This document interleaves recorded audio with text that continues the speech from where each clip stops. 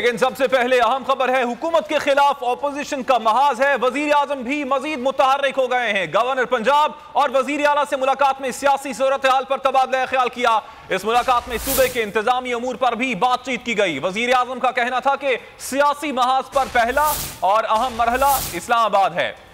हुकूमत के खिलाफ ऑपोजिशन का महाज गर्म है और वजीर आजम भी इस हवाले से मजीद मुतहर्रिक हो गए हैं। आपको बताते चलें कि गवर्नर पंजाब और वजीर आला से मुलाकात में सियासी सूरत हाल पर तबादला ख्याल किया गया। खबर अब्बास से इस हवाले से मजीद तफसीलात मालूम कर लेते हैं। खबर, इस हवाले से आपके पास क्या तफसीलात हैं? मुलाकात में क्या डिस्कशन हुई?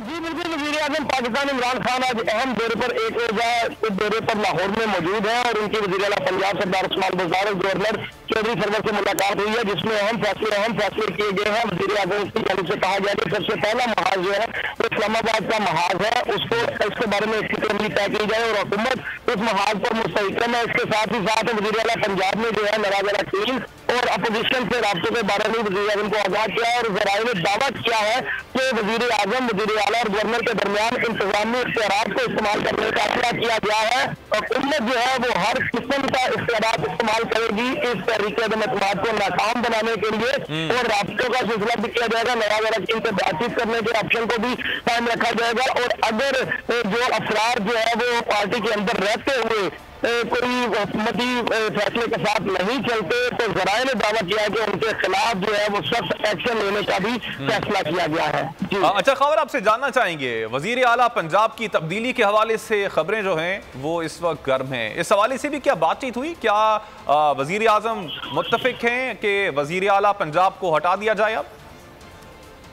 अब देखिए, वजीर आजम के हवाले से कहा जाता है कि वजीर पंजाब की जो बैकबोन है वो वजीर आजम है और वही जो है वजीर आला को पंजाब में वजीर आला रखने के हामी है, जबकि पार्टी के अंदर से जितने भी नाराज वाला टीम है, जो ग्रुप है, उनकी जानिब से पैसे डाला जा रहा है तो बाजार को जो है वो अब देखना है कि आगे क्या होता है। खबर आपने अपडेट किया इस हवाले से, आपका शुक्रिया।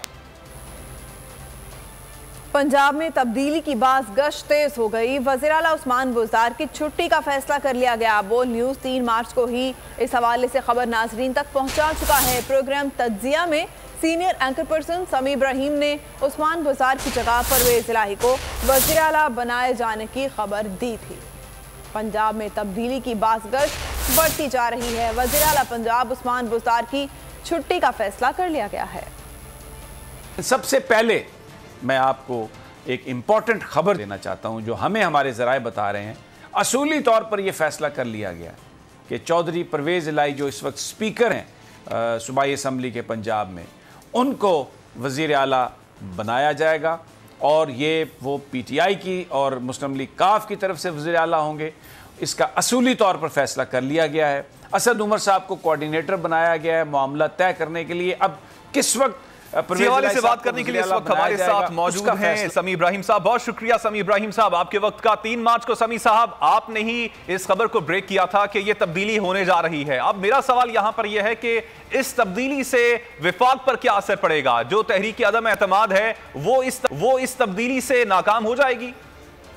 ये जिस वक्त फैसला हुआ था उस वक्त अदम एतमाद अभी पेश नहीं की गई थी। ये वजीर आजम साहब ने पहले ही ये फैसला कर लिया था कि उस्मान बुज़दार साहब को तब्दील किया जाएगा और क्योंकि वो जो तवक्कुआत हैं आगे मुस्तकबिल में बल्दियाती इलेक्शंस और वो इमरान खान साहब का ख्याल था कि अब उस्मान बुज़दार की जगह कोई और वजीर आला हो और उसमें जो ज़्यादा जिसके चांसेस थे, जो फैसला किया गया था वो परवेज़ इलाही साहब का था। अभी भी इस वक्त भी जो सूरत हाल है उसमें पंजाब की जो तब्दीली है वो अगरचे होगी तो अदम एतमाद पर वोटिंग के बाद, लेकिन उसका अदम एतमाद से बड़ा गहरा ताल्लुक है, इसलिए कि अलाइज को साथ रखना और दूसरे ग्रुप्स को अपने साथ मिलाने के लिए ये इस तरह की पॉलिटिकल मैनूवरिंग की उन्हें ज़रूरत है।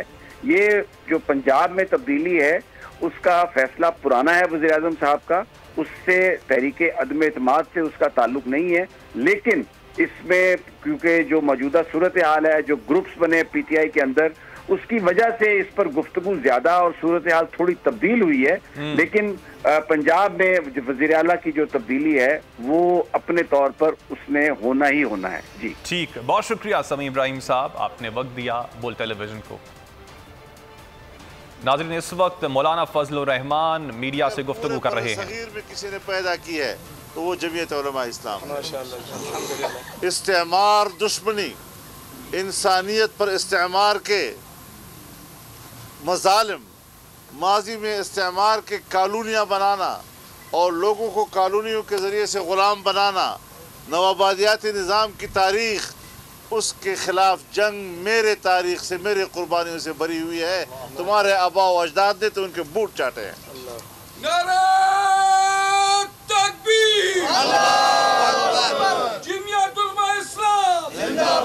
मैं बता देना चाहता हूँ कि फॉरेन फंडिंग तुम्हें अमेरिका से हुई, फॉरेन फंडिंग तुम्हें इसराइल से हुई, यहूदी लाबी से हुई, फॉरेन फंडिंग तुम्हें इंडिया से हुई।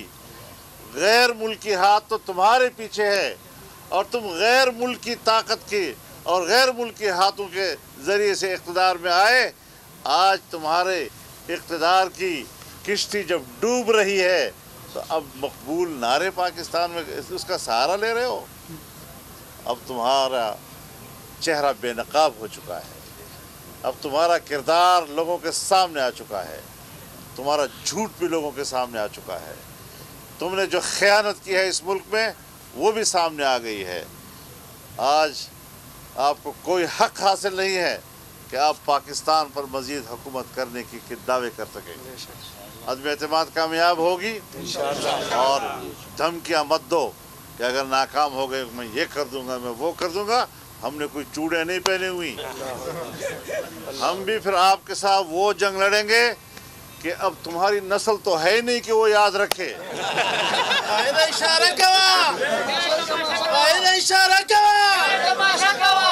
तुम्हारी नस्ल तो यहूदियों के घर पल रही है, लेकिन तुम्हारे जो यूथी हैं इंशाल्लाह ये याद रखेंगे, नस्ल याद रखेंगे इंशाल्लाह। तुमने हमें कभी देखा नहीं है। अशरफ गनी का अंजाम देखो अफगानिस्तान में, तुम्हारा अंजाम उससे भी कहीं बुरा करके इंशाल्लाह। हमें मत छेड़ा करो। हम सियासी लोग हैं, सियासी रवैयों के साथ बात करना चाहते हैं। आज तुम तकरीर में गालियाँ देते हो, झूठ बोलते हो, इल्ज़ामात लगाते हो, तोहमतें लगाते हो। तोहमतें लगाकर सियासत नहीं की जाती, हक़ाइक़ सामने लाओ। मेरे साथ मेरे किरदार का मुकाबला करना है, मैदान में आओ। अपने बाप का मेरे बाप के साथ मुकाबला करना है, मैदान में आओ। अपने दादा का मेरे दादा से मुकाबला करना है, मैदान में आओ। और कितनी पुश्तों तक जाना चाहते हो। तुम्हारे आबा व अजदाद के किरदार को भी जानता हूँ और अपने आबा व अजदाद के किरदार को भी जानता हूँ, जिस पर मैं फ़ख्र कर सकता हूँ।